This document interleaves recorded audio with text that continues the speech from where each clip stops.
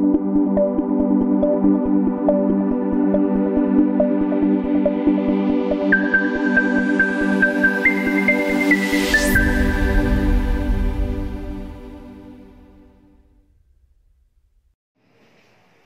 दोस्तों, आपको सृजन एकेडमी की पहल की तरफ से पवन सर द्वारा जो है कोरोना काल में ऐप्स के माध्यम से आप तक पूरी शिक्षा को तैयार किया जा रहा है, बताया जा रहा है और यहाँ तक कि सभी पार्ट आपको बताए जाएंगे इस कोरोना काल में। अब हम लोग आते हैं अपने टॉपिक पे।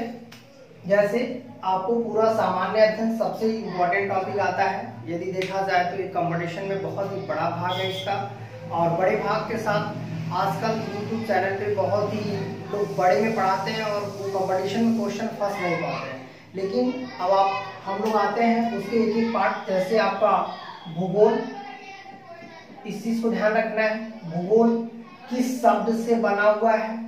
तो जियोग्राफी शब्द से बना हुआ है। भूगोल जियोग्राफी कहते हैं।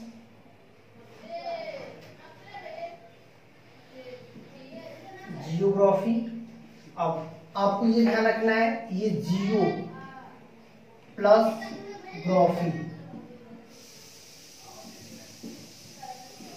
ग्राफी। जियो का अर्थ होता है पृथ्वी। इसका मतलब है यदि ये जियोग्राफी शब्द देखा जाए तो ये किस भाषा का है। एक बार क्वेश्चन ये भी आया था, जियोग्राफी किस भाषा का है, तो ये लैटिन भाषा का है। आपको इस पर भी ध्यान देना है, लैटिन भाषा का है। जियो का अर्थ होता है पृथ्वी और ग्राफी का अर्थ होता है व्याख्या या अध्ययन करना। ग्राफिक्स, इसका मतलब है कि इसकी व्याख्या या अध्ययन, व्याख्या या अध्ययन करना जो है जियोग्राफी का अर्थ होता है। ये लैटिन भाषा का शब्द है। यहां से देखिए क्वेश्चन बना है। अब हम लोग आते हैं कि जियोग्राफी की इस शब्द को सर्वप्रथम किसने दिया। इसका मतलब है कि जियोग्राफी शब्द किसने दिया है, तो ये ध्यान रखिएगा। जियोग्राफी शब्द जो है इरेस्थेनीज ने दिया है। इरेस्थेनीज, इरेस्थेनीज। और आपको ये भी ध्यान रखना है कि इरेस्थेनीज ने इस शब्द को दिया है। सबसे पहले दो चीजें हैं, एक ज्योग्राफी, जो जियोग्राफी का जनक है उसकी बात करेंगे, और दूसरा जो है जैसे यहाँ पर कई बार शब्द से दे देता है, तो शब्द तो इरेस्थेनीज ने दिया है, लेकिन यदि हम लोग कहें ज्योग्राफी या भूगोल का जनक किसे कहा जाता है, तो ये देखिए जनक की बात हम लोग करेंगे तो जनक हिक्केटियस को कहा जाता है। हिक्केटियस, हिक्केटियस जो है ये भूगोल का जनक है, मतलब भूगोल का पिता है। दो चीजें हैं, जैसे एग्जाम में अभी तक क्वेश्चन इन दोनों से आए हैं। कई बार पूछा है भूगोल शब्द की उत्पत्ति किसने दिया था, या कई बार पूछता है भूगोल के जनक कौन है, तो हिक्केटियस भूगोल के जनक है। और इस शब्द की उत्पत्ति जो ही है या शब्द जिसने दिया है ये यूनानी है, इरेस्थेनीज ने दिया है। अब हम लोग आते हैं कि आधुनिक भूगोल का जनक, कई बार ये तो जनक दे देता है, कई बार 20वीं शताब्दी में जितने लोगों ने भूगोल को लिखा था उसे आधुनिक भूगोल का जनक कहते हैं। इसका मतलब है आधुनिक भूगोल का जनक कह सकते हैं वान हम्बोल्ट। वान हम्बोल्ट, हम्बोल्ट को आधुनिक भूगोल का जनक कहा जाता है। फिर इसके बाद आते हैं कि पृथ्वी का मानचित्र किसने तैयार किया था। पृथ्वी का मानचित्र, पृथ्वी का जो मानचित्र तैयार किया था वो किसने किया था, तो पृथ्वी का मानचित्र तैयार करने वाला जो है कह सकते हैं इसका नाम था एनेक्सीमेंडर। एनेक्सीमेंडर जो है इन्होंने ही सबसे पहले पृथ्वी का मानचित्र तैयार किया था। फिर इसके बाद आते हैं, एक क्वेश्चन यहां से भी पूछता है कि सबसे पहले देशांतर किसने पृथ्वी पर लिखा था या देशांतर किसने खींचा था, तो देशांतर लाइन जो खींचने वाला सर्वप्रथम देशांतर। तो इस चीज को ध्यान रखना है, यहां से श्योर है कि क्वेश्चन बनते हैं। सर्वप्रथम देशांतर किसने खींचा था, तो इनका नाम है हेरोडोटस। हेरोडोटस को इतिहास का भी पिता कहा जाता है। हेरोडोटस हेरोडोटस, यहां से हमेशा क्वेश्चन बनता है, लगभग सभी एग्जाम में यहां से क्वेश्चन बनते हैं। इस पे क्वेश्चन आता है इरेस्थेनीज, भूगोल शब्द जो बनाया था इरेस्थेनीज ने बनाया था। भूगोल का पिता या जनक जो है हिक्केटियस को कहा जाता है, ये बार बार क्वेश्चन दिया है। आधुनिक भूगोल का जनक कौन है? हम्बोल्ट है। फिर इसके बाद आते हैं कि पृथ्वी का मानचित्र एनेक्सिमेंडर, सबसे पहले पृथ्वी का हमारे मानचित्र एनेक्सिमेंडर बनाया था। फिर इसके बाद सर्वप्रथम देशांतर किसने दिया था? हेरोडोटस। हेरोडोटस को ध्यान रखिएगा, ये यूनानी व्यक्ति था, इसे इतिहास का भी पिता कहा जाता है। इसका मतलब है हिस्ट्री, फादर ऑफ हिस्ट्री जो कहा जाता है, या इतिहास का जनक किसे कहा जाता है? हेरोडोटस को ही कहा जाता है। अब फिर इन्होंने ही सबसे पहले देशांतर पृथ्वी पर खींचा था। अब इसके बाद हम लोग आते हैं कि भूगोल को कितने पार्ट में बनाया गया है। तो ये देखिए, भूगोल को अलग अलग पार्ट की बात करते हैं तो इसे 3 अलग पार्ट में तैयार किया गया है, जिसमें हम लोग जो कंपटीशन में पढ़ते हैं उसमें सबसे इंपॉर्टेंट चीजें हैं कि भूगोल का जो पार्ट है वो है आपका, जैसे भारत का भूगोल। ये देखिए, इसको 3 पार्ट क्या क्या बनाया गया है। तो सबसे पहले भारत का भूगोल है, भारत का भूगोल। फिर इसके बाद आते हैं विश्व भूगोल, विश्व भूगोल, और ये है ब्रह्मांड भूगोल, भूगोल। इन्हीं 3 पार्ट में है, जिसमें सबसे ज्यादा कंपटीशन में यदि पूछा है तो भारत का भूगोल। हम लोग सबसे पहले भारत के भूगोल की बात करते हैं। तो भारत के भूगोल में भारत का नामकरण, इसका मतलब है कि भारत का नामकरण सबसे पहले तैयार करेंगे। कि भारत का नामकरण का मतलब ये हो गया कि इसका छोटा सा परिचय है, जैसे भारत का नामकरण। इसका मतलब है कि हम लोग यदि प्राचीन से उठा लें तो अलग अलग नाम से अलग अलग लोगों ने इसको दिया। तो प्राचीन में सबसे फर्स्ट नाम, हम लोग बस नंबरिंग वाइज करते चले जाएंगे ताकि बहुत कम समय में आपको अच्छा से अच्छा मैटर मिले। तो ये देखिए, फर्स्ट है आर्यावर्त। आर्यावर्त भारत का पहला नाम है। ये आर्य लोग के ही कारण बना था। हड़प्पा सभ्यता जैसे ही समाप्त हुई थी, आर्य लोग भारत पर आए। कुछ विद्वानों का मानना है कि हड़प्पा सभ्यता को आर्यों ने ही नष्ट किया था। इसका मतलब है कि वहीं से हमारे यहाँ, लेकिन आपको इस चीज को ध्यान रखना है कि ये हमारे लिखित रूप से मिला, और एक लिखित रूप से है। जैसे यदि हमारा पुराणों की बात करते हैं तो पुराणों में वो हमारा भूगोल से बाहर हो जाता है। पुराणों में इसे सैंधव प्रदेश के नाम से जाना जाता है। इसका मतलब है कि जितने भी हमें वेद पुराण जो प्राचीन ग्रंथ मिले हैं, वैदिक युग में भी जो मिला है, वैदिक युग में इसे सैंधव प्रदेश कहा जाता था। कई बार क्वेश्चन इस पर भी आए हैं। हालांकि ये क्वेश्चन टेट में आए हैं कि वैदिक जो ग्रंथ है उसमें भारत को क्या कहा गया, आर्यावर्त, भारत, हिंदुस्तान, इंडिया ऐसे करके देता है। तो वैदिक ग्रंथों में आपको ये भी ध्यान रखना है कि आर्यावर्त तो सबसे प्राचीन है। इसका मतलब है दूसरा, आर्य के ही शक्तिशाली राजा थे भरत, उनके नाम पर भारत का दूसरा नाम पड़ा। भारत के ही नाम पर क्या था, भारत पड़ा है। फिर तीसरा नाम, इस चीज को ध्यान रखना है कि यहाँ पर ईरानियों का आक्रमण हुआ। तो ईरानी ने जो है सिंधु नदी को हिंदू नदी कहते थे, इसीलिए तीसरा हिंदुस्तान हुआ। और चौथा जो है आपका हो जाएगा इंडिया। इंडिया यूनानियों द्वारा किया गया, ये हिंदुस्तान ईरानियों द्वारा किया गया। आपको ये देखिए इंडिया, इंडिया भारत का चौथा नाम है। अब आपको थोड़ा सा इस पर ये भी ध्यान रखना है कि जैसे कई बार दिया है कि ये नाम किस शब्द से लिए गए। इसका मतलब है कि हिंदुस्तान अरबी है, मतलब कि अरब से लोग आए थे ना, ईरानी जो थे अरब से आए थे, तो हिंदुस्तान अरबी भाषा का है। आप देखेंगे ये यूनानियों का है ना, यूनानियों ने वहां की भाषा जो होती है, यूनानियों की कौन सी भाषा होती है, ग्रीक भाषा होती है। तो ये कई बार पूछा है इंडिया किस भाषा का शब्द है। इसका मतलब है कि इंडिया किस भाषा का शब्द है, ग्रीक भाषा का शब्द है। ये कई बार क्वेश्चन आया, ये किस भाषा का शब्द है, ये देखिए छोटे एग्जाम में बार बार पूछता है कि जो हमारा देश है वो किस भाषा का शब्द है। तो इसका मतलब है कि हिंदुस्तान यदि हम लोग देंगे तो ये ईरानियों द्वारा लिया गया। ईरान में अरब है, मतलब कि अरबी भाषा बोला जाता है वहां पे, ये हिंदुस्तान अरबियों का है।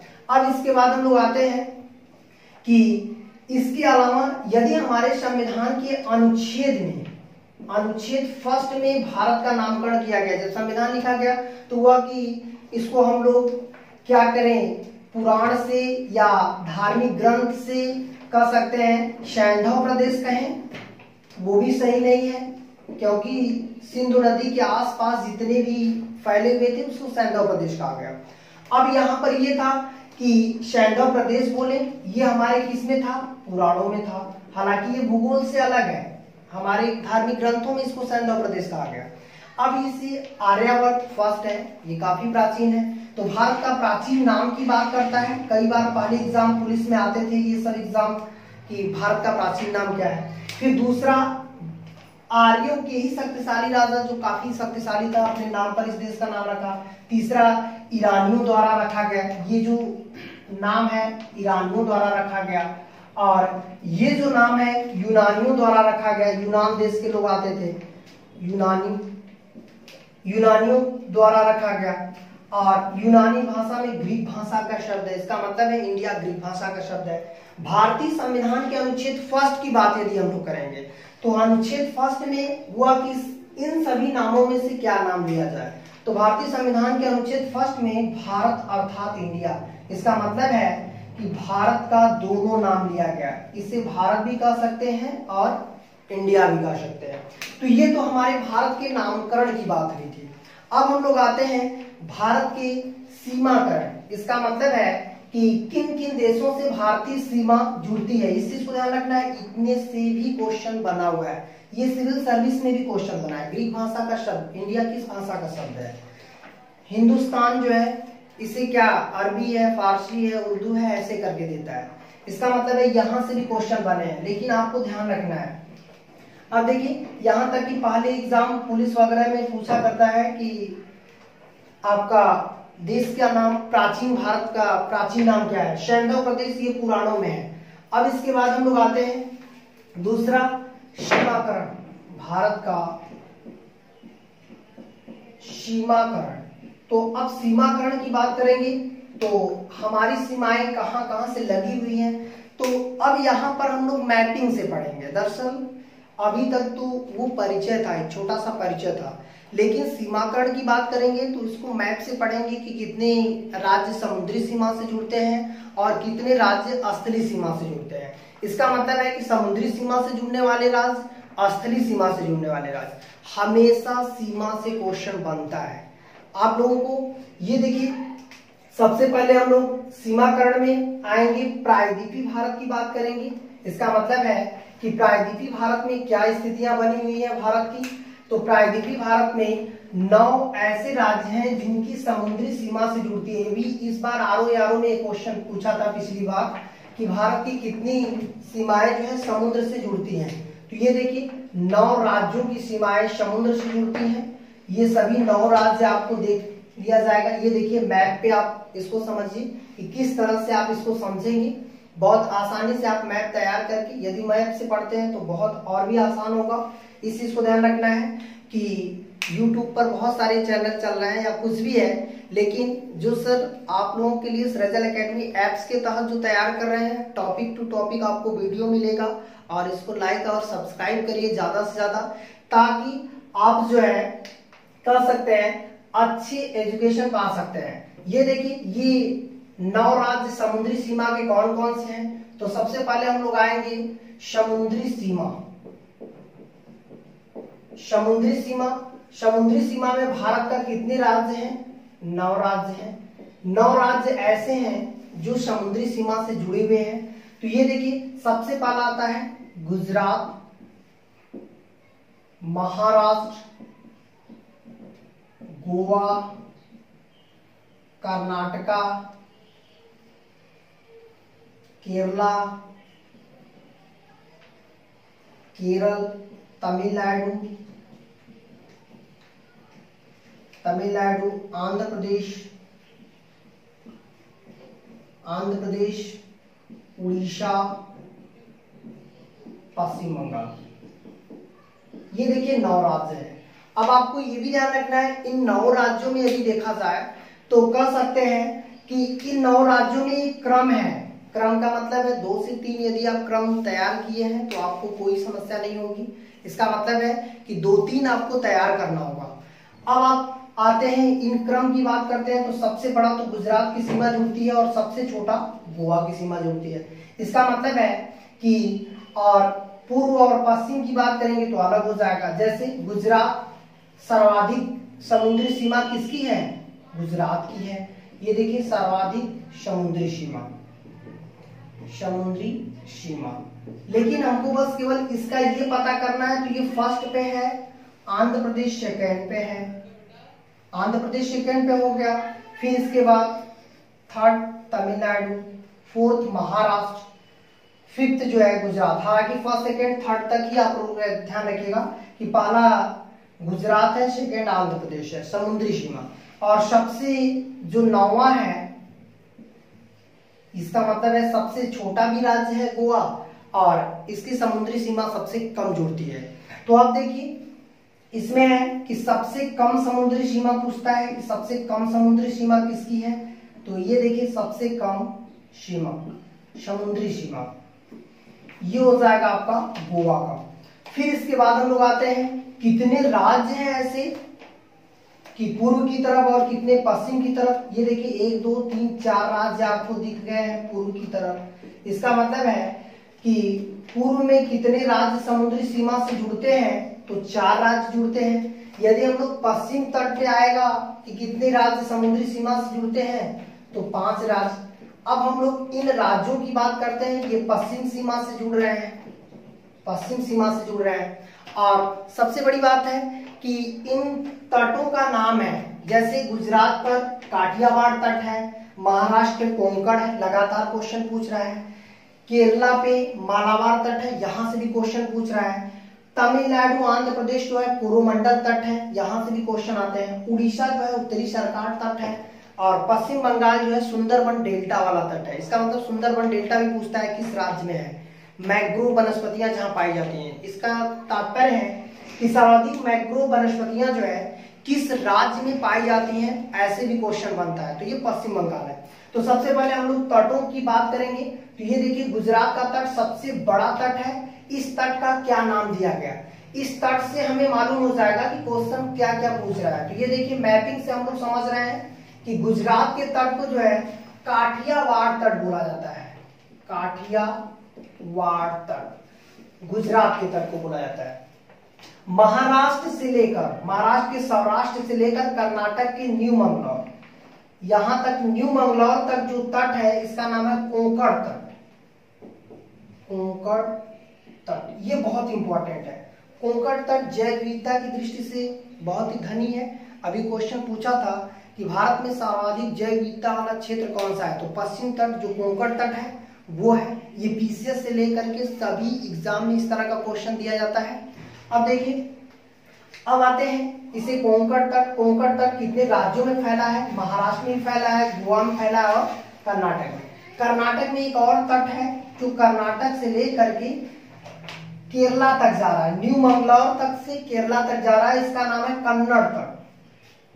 कन्नड़ तट, कन्नड़ तट। फिर केवल यदि केरल में देखा जाए तो इसका नाम है मालाबार तट। मालाबार तट। ये देखिए मालाबार तट से हमेशा क्वेश्चन बनता है।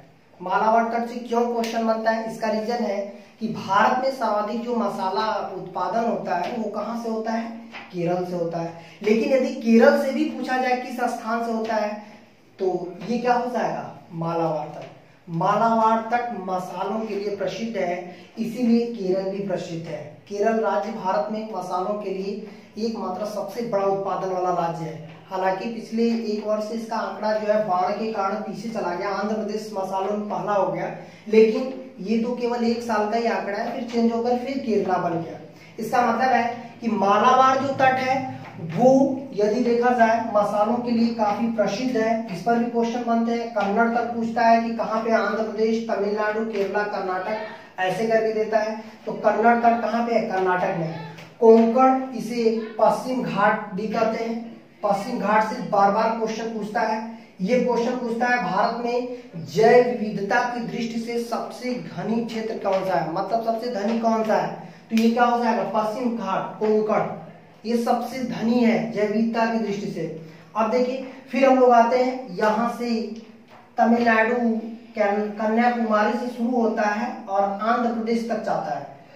ये काफी बड़ा तट है। इसका मतलब है कि ये जो काफी बड़ा तट है और इसी तट पर जाड़े में भी वर्षा होती है, जिसका नाम क्या है? कोरोमंडल तट। कोरोमंडल तट 2 राज्य में है। कोरोमंडल तट, कोरोमंडल तट 2 राज्यों में है और ये जाड़ों में वर्षा के लिए भी प्रसिद्ध है कोरोमंडल तट, और ये तमिलनाडु और आंध्र प्रदेश में फैला हुआ है। फिर आते हैं उड़ीसा। उड़ीसा में है उत्तरी सरकार तट।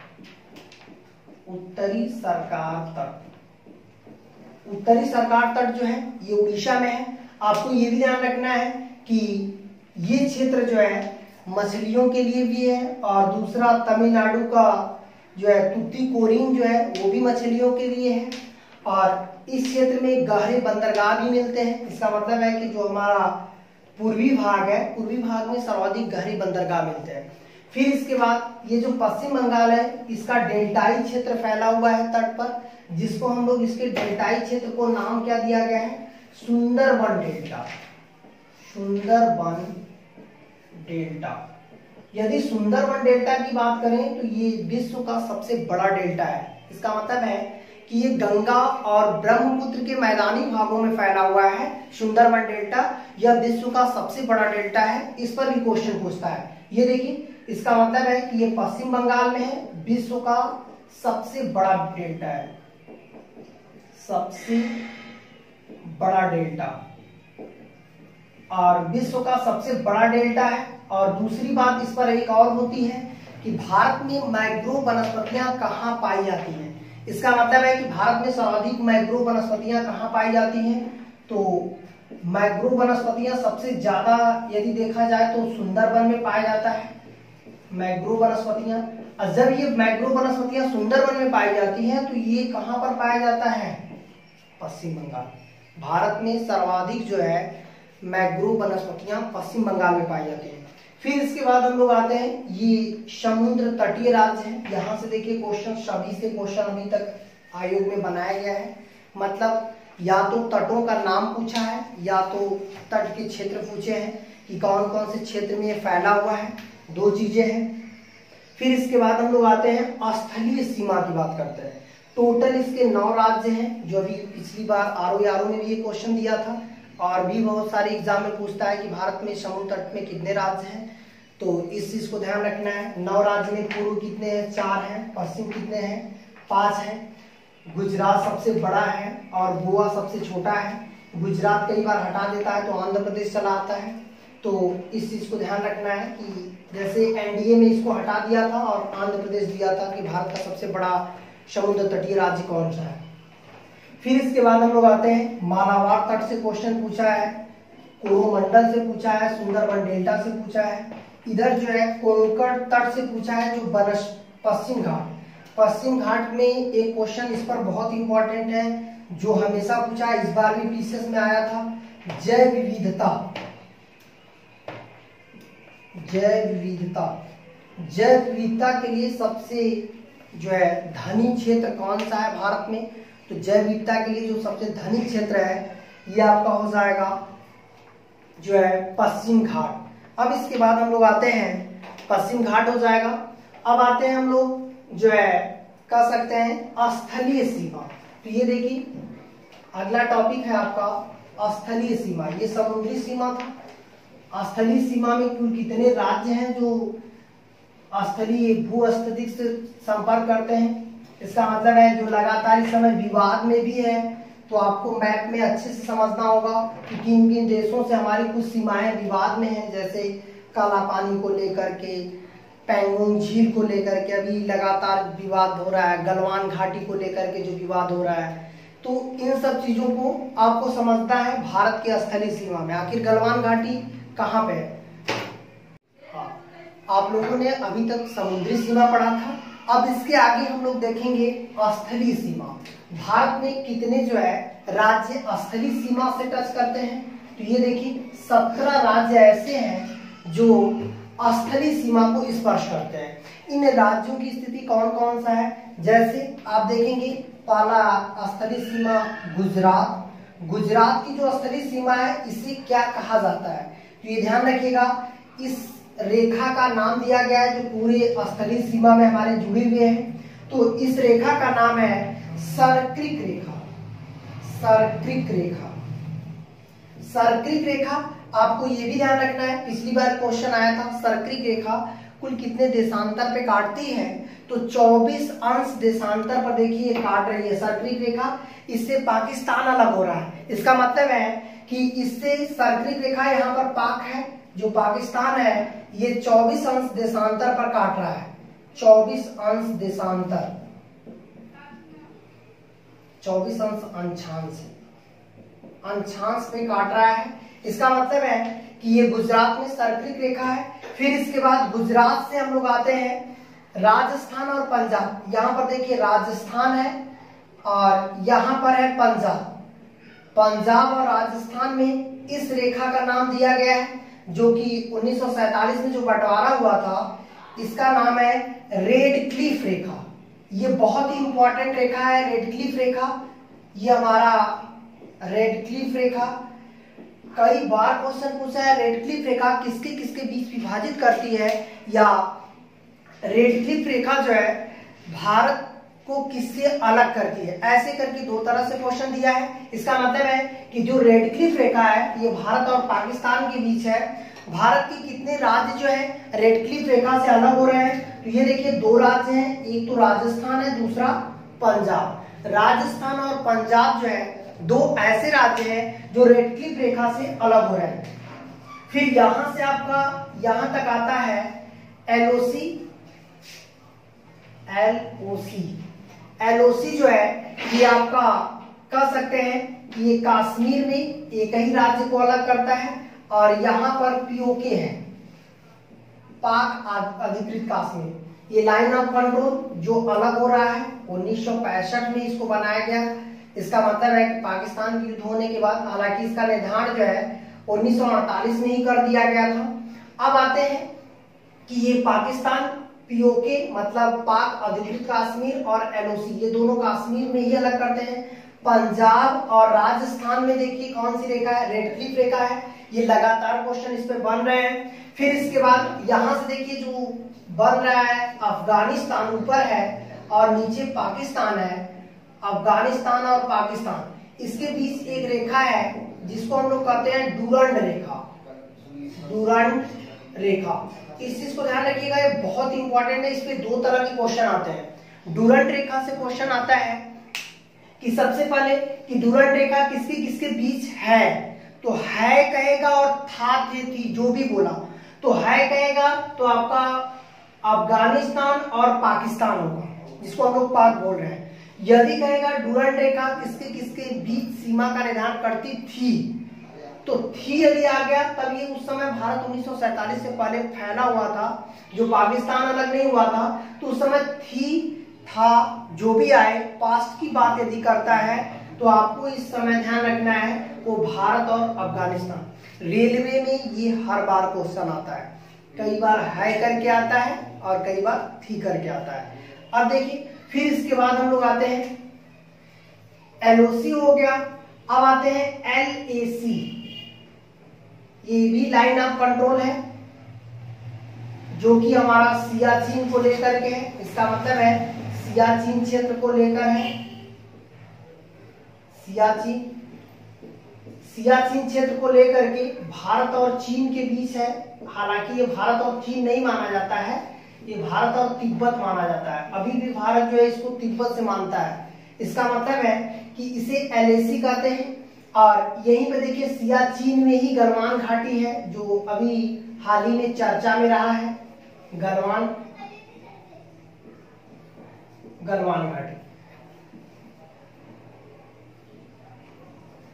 अब देखिए इसका मतलब है कि इसे सियाचिन क्षेत्र में है, और यदि ये देखा जाए किस राज्य में आता है तो आप देखे होंगे कि कश्मीर दो भागों में बंट गया है, एक लद्दाख हो गया है, दूसरा जम्मू कश्मीर, दोनों जो है केंद्र शासित है। और अब जो है गलवान घाटी लद्दाख में है, जो लगातार चर्चा में रहा है कि गलवान घाटी। अब आते हैं, इसी के पास जो है पैंगोंग झील है, पैंगोंग झील जो कि भारत की सीमा में आता है। अब देखिए पैंगोंग झील, और यदि इस पर ध्यान रखिएगा, जैसे पुलिस वगैरह एग्जाम में श्योर है पूछेगा ये कहां पे है, किस राज्य में, तो लद्दाख तो अब केंद्र शासित एक राज्य हो गया, तो पैंगोंग जो है ये लद्दाख में है। इसका मतलब है पैंगोंग झील जो कि इसके सीमा से जुड़ा हुआ है, और इसे चीन कहता है कि ये चीन का है, लेकिन भारत की सीमा गश्त में है। इसका मतलब ये भारत में, हमारे मैप में भी ये भारत में है पैंगोंग। इसका मतलब है कि सियाचिन हो गया, स्थलीय सीमा में डुगंड हो गया, रेड क्लिफ हो गया, सरक्रिक हो गया। अब इसके बाद इधर आते हैं, ये देखिए तिब्बत से अलग होता है हिमाचल प्रदेश में, इसका नाम है ब्लू रेखा। ब्लू रेखा जो है ये हो जाएगा हिमाचल प्रदेश। हिमाचल प्रदेश में ब्लू रेखा, इसका मतलब है ये किससे अलग हो रहा है, यहां पर हिमाचल आपका है, हिमाचल ये हो जाएगा तिब्बत से अलग हो रहा है, तिब्बत से अलग हो रहा है। अब देखिए जो उत्तराखंड की जो सीमा है, यहां से उत्तराखंड नेपाल से जो लगा हुआ है, यहाँ पे दो तीन चीजें काफी विवादित हो गई हैं, जिसमें आपका काला पानी क्षेत्र को हम लोग कहते हैं। काला पानी क्षेत्र नेपाल अपने में दिखाता है, लेकिन ये उत्तराखंड का ही एक भाग है। इसका मतलब जो गढ़वाल है, और इस तरह से यदि देखा जाए तो इस क्षेत्र को अभी नए मैप के तहत नेपाल अपने में दिखा रहा है, तो यहाँ पर भी क्वेश्चन बन सकते हैं। हालांकि भारत और नेपाल की जो सीमा है इसको बोलते हैं Indo Nepal border, Indo Nepal border कहा जाता है, और भारत भूटान की सीमा को इंडो भूटान बॉर्डर बोला जाता है। ये देखिए ये नेपाल की सीमा है और ये भूटान की सीमा है, इंडो भूटान बॉर्डर है, इंडो नेपाल बॉर्डर है। फिर इसके बाद यहाँ पर जो अरुणाचल प्रदेश का जो भाग है ये हो जाएगा मैकमोहन रेखा। मैकमोहन रेखा जो है ये हो जाएगा अरुणाचल प्रदेश में। ये काफी इंपॉर्टेंट है, कई एग्जाम में हमेशा पूछता रहता है, आपको इस पर ध्यान देना है। मैकमोहन पे हमेशा ध्यान देना है, एक मैकमोहन इधर है, एक इधर डुगंड है, इन दोनों पर हमेशा क्वेश्चन बनते रहते हैं। तो मैकमोहन रेखा अरुणाचल प्रदेश में भारत में है, लेकिन ये भारत और चीन के बीच है। ये क्वेश्चन देता है कि मैकमोहन रेखा किसके बीच है, भारत और चीन के बीच है, ये हमारी स्थलीय सीमा है। तो फिर इसके बाद हम लोग आते हैं कि स्थलीय सीमा में आपका जो है कह सकते हैं बांग्लादेश भी आएगा। बांग्लादेश काफी बड़े क्षेत्र में फैला है स्थलीय सीमा। भारत की सबसे बड़ी स्थलीय सीमा किससे मिलती है, बांग्लादेश से, जहां त्रिपुरा में शून्य रेखा भी है। उधर यदि हम लोग जाएंगे तो म्यांमार है, इंडो म्यांमार बॉर्डर है, म्यांमार से जो सीमा से जुड़ रहा है। फिर इसके बाद यहां से क्वेश्चन बनते हैं, या तो कई बार शून्य रेखा से भी बनता है जो त्रिपुरा में है, वहां से भी क्वेश्चन बनते हैं। त्रिपुरा बांग्लादेश की सीमा से स्पर्श करता है। भारत में सबसे लंबा यदि सीमा रेखा किस देश से जुड़ती है, ऐसे क्वेश्चन आया तो बांग्लादेश से है। और सबसे कम सीमा किस देश से जुड़ती है, तो ये क्या हो जाएगा, अफगानिस्तान हो जाएगा। तो आप लोग जो है इस चैनल को सब्सक्राइब और लाइक करना ना भूलें यदि ये वीडियो पसंद आता है तो। नमस्कार।